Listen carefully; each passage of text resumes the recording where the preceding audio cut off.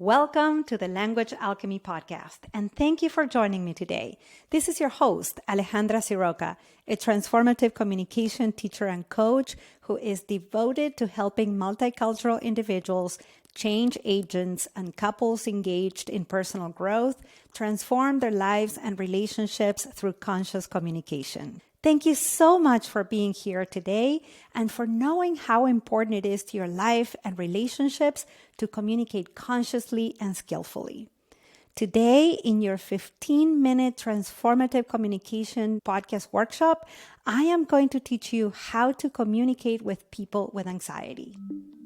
According to the World Health Organization, at the beginning of 2019, so 5 years ago, anxiety, which is one of the most common mental health disorders, affected more than 4% of the world population.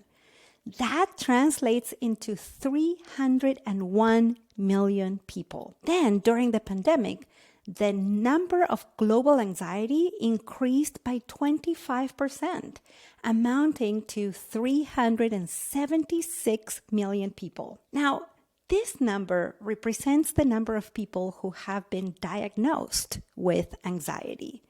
And while we don't know the exact real number, I think you'd agree with me that this number is much, much higher. We now know that anxiety can start as the result of a difficult environment. And we are all living in a difficult environment at this moment in the world, with so much conflict, wars, suffering, political uncertainty, divisiveness, natural disasters, climate change, you name it. I hear the people in my life, including my communication coaching students and clients, telling me that they are experiencing more anxiety than before, or that they're seeing people in their lives more and more anxious. So chances are that you too have people in your life who either feel anxious from time to time, who experience anxiety on a regular basis, and maybe you even have people who have been diagnosed with an anxiety disorder. And the first thing we're going to do here in this podcast has to do with what you've heard me say before many times, that language alchemy is about cultivating awareness. So the first thing we're going to do is to be more aware about what anxiety is and how it manifests in communication, so that then you can be more equipped with communication tools that can help you connect with the wonderful people in your life who are going through anxiety. Let's talk about anxiety. Anxiety is the experience of excessive and intense fear and worry, usually about a specific situation. You and I and all of us can experience anxiety as part of our human existence. Let me give you some examples. Let's say that you have an upcoming job interview and you are constantly thinking about it. You're obsessing about it in a way that carries excessive fear. Sometimes anxiety can happen when we can't stop thinking about all the things that could go wrong. Let's say someone is going to come to your house to repair something that broke, and you worry incessantly about how the repair is not going to work, or the person who's coming to do the repair, you think they're going to show up late, or that they're not going to have the right tools or the right parts, that they will leave everything a mess, that they will break something else in an attempt to repair what they came to fix, on and on and on.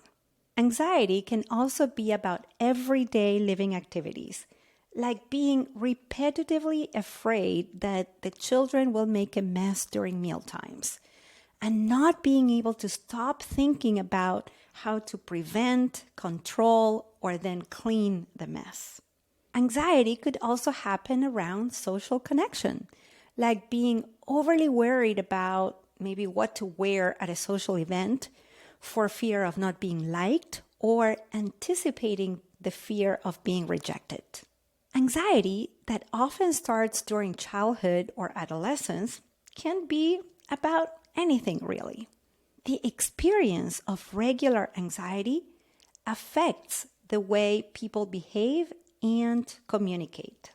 People with anxiety find it difficult to stop thinking about what they're anxious about, which also means that their minds have a hard time focusing on other things, other interactions, conversations, or the people around them.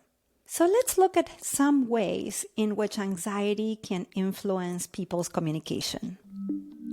So if you have someone in your life who is experiencing anxiety on a regular basis, you may see that they may not be able to focus on you, to listen to you, to hold space for you, because their attention is on their worries and fears or a sense of impending danger, panic, or doom. So let's say you want to talk to them about something important and you get frustrated with them because even though they're physically there, they seem absent. And that's because they're having a hard time being here in the present moment in their bodies because most of their attention is in the future and in their minds. When people suffer from anxiety, they may have a difficult time making decisions, communicating clearly with you, or even trusting your word because their main focus is again on their own fears and worries. And of course, I understand that sometimes that can be annoying, sad, or irritating. So let's say sometimes you want to connect with someone who's going through anxiety, and what you ask them to do is to sit with you on the couch, or maybe you are sharing a meal together at a table, and then you notice that this person cannot stay still, or they seem uptight or cranky. Well, that's because people with anxiety can feel intense feelings or be restless, and they can even communicate irritation. For example, my grandmother had anxiety, and even when she was supposedly relaxing and resting on her favorite rocking chair in the morning sun, in her patio, surrounded by beautiful plants, she could not sit still. I remember she was always doing something with her hands, like knitting or peeling nuts or vegetables. And if she didn't have something in her hands, she was always fidgeting, either tapping her feet, bounding her legs up and down, or moving in some way. And when you approached her, she sometimes seemed bothered by it. Usually, she wasn't. She was just experiencing anxiety. Something that's useful to know about how people who are going through anxiety communicate is that they may be repetitive in their communication. So they may talk about things over and over. They may tell you about their fears again and again and insert that conversation even if you're talking about something else.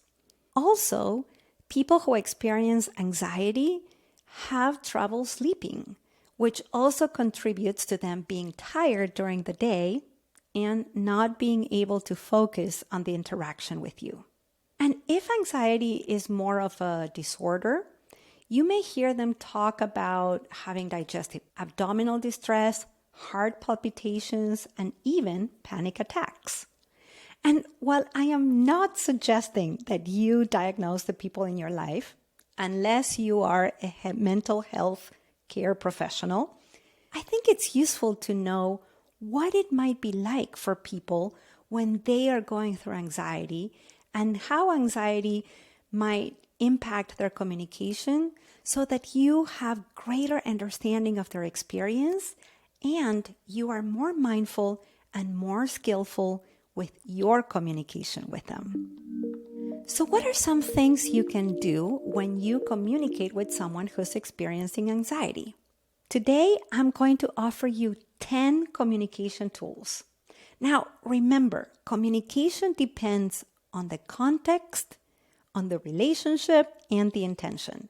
So as you explore these tools, be aware of the conditions of the present moment, of the kind of relationship you have with the other person, and on your specific intentions. So let's dive in. Tool number 1, listen to your internal dialogue. When you're communicating with someone who has anxiety, are you judging them? Are you calling them selfish, narcissistic, uncaring?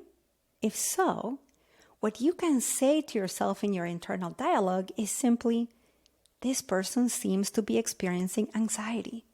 This allows you to see that they're not doing anything intentionally to you. It is not personal. You may also say to yourself something like, they're having a hard time in this moment, or they're experiencing fear. And then you can direct your attention to yourself and to the kind of experience or the kind of interaction you wish you could have. So you may hear in your internal dialogue something like, I would like to be listened to, or I wish you could be present with me in this moment. This first tool is about extending compassionate understanding to the other person and to yourself. Tool number 2, ask about their experience. You can ask them questions such as, is there something you're afraid of right now? Or, are you having any worries? And if they say yes, you can follow up with more questions. So, using the example of the person feeling anxious about whether they will be liked or not liked by others, you could ask something like, and what do you think would happen if others don't like you?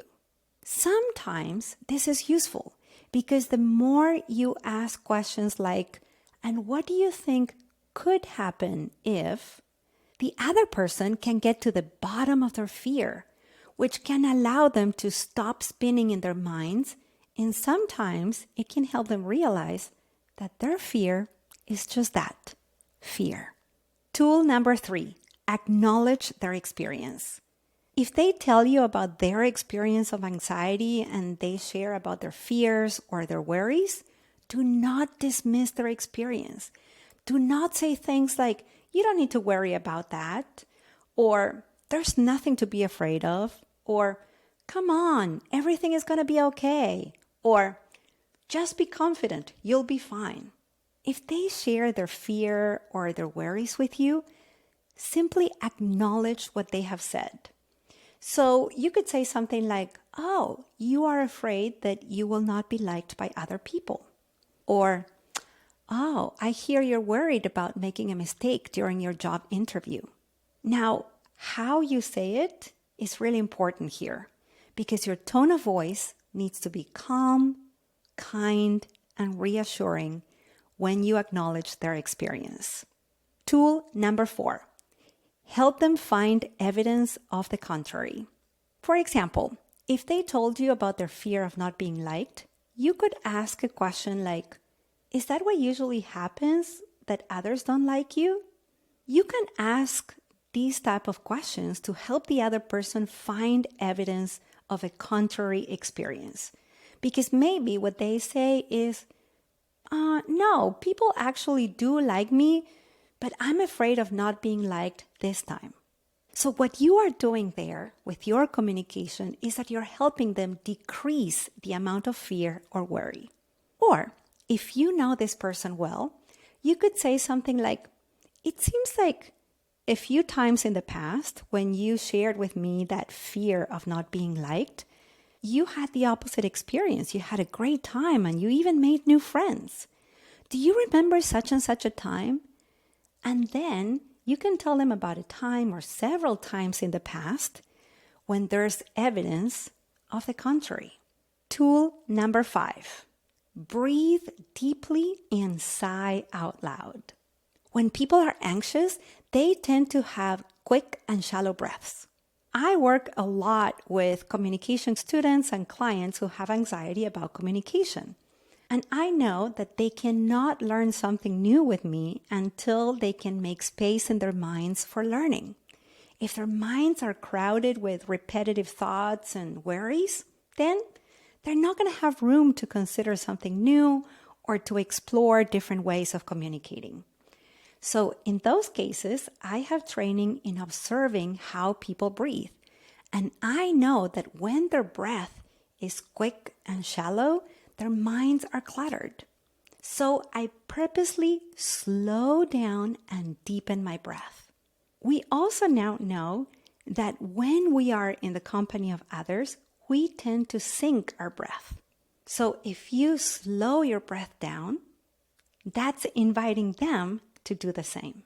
Another thing you can do is to sigh out loud. This is something I actually appreciate so much about my beloved Matthew. When he is aware that I am feeling anxious, he sighs out loud. And when I hear his sigh, that becomes an invitation for me to do the same. That helps me bring my awareness to my breath, to my nervous system, to my body, and out of my worries or my anxieties. So breathe deeply, slowly, and sigh out loud. Tool number 6, slow down your speech and lower the register of your voice. This is related to tool number 5, because as a result of shallow breathing, when people are anxious, they tend to talk very quickly. And when they talk very quickly, their voices are more high-pitched. To help them decrease the anxiety, you can help them relax their nervous system by slowing down your speech and speaking at a lower register. And how do you do this? By having your voice come from your stomach and not from your throat. Tool number 7, offer reassuring touch. If you have that kind of relationship where there is consent for physical touch, then you may put your arm around the other person, you may hold their hand, you may give them a gentle arm or leg squeeze to help the person decrease their anxiety by bringing their awareness, their focus back to their body and out of their worries and the future. Tool number 8, take them for a walk and help them shift their attention.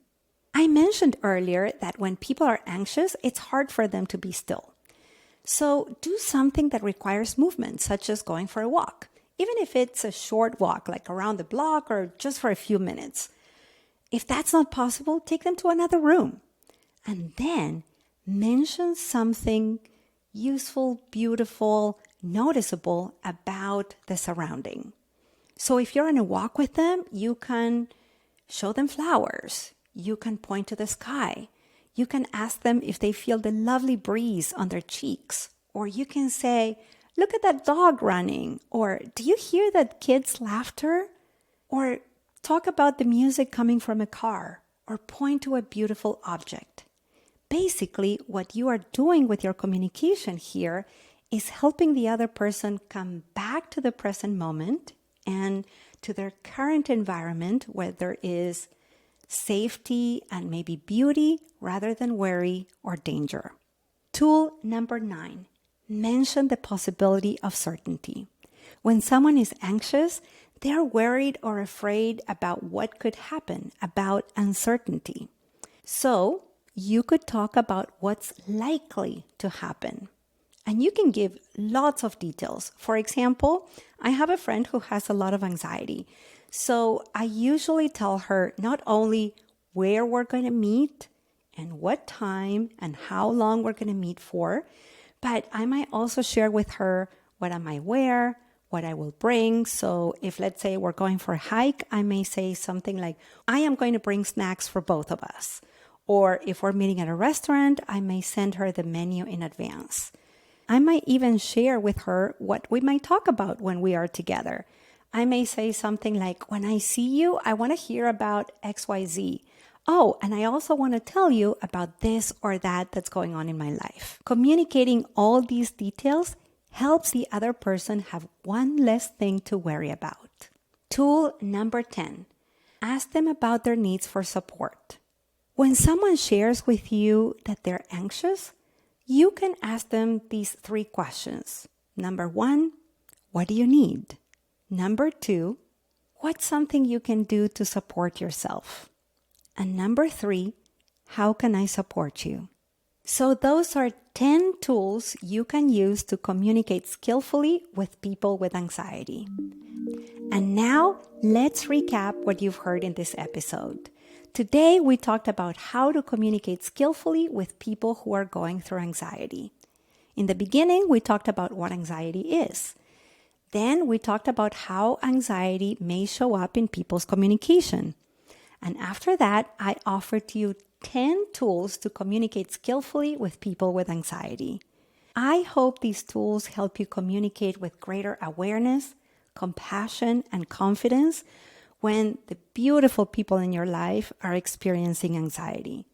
And I would love to know which tool you're going to try out. I love hearing from you. So reach out to me on Facebook or Instagram at Language Alchemy. Or if you are in my mailing list and you get my newsletters in which I share weekly communication tools right in your inbox, you have my email, so email me. And if you are not on my mailing list, then go to languagealchemy.com and sign up there. Thank you so much for listening, and a special thanks to all the people who attended the first Language Alchemy workshop at the SF Dharma Collective after 4 years of not teaching in person. People came in person, people attended online, and it was a beautiful experience. Every month, I am going to be teaching a workshop there at the SF Dharma Collective, and I'm inviting you to attend. For details, go to my website, languagealchemy.com. Until next episode, and as we say in Argentina, ciao ciao! Original music by Gary Lapo. You can find all links in the show notes at languagealchemy.com.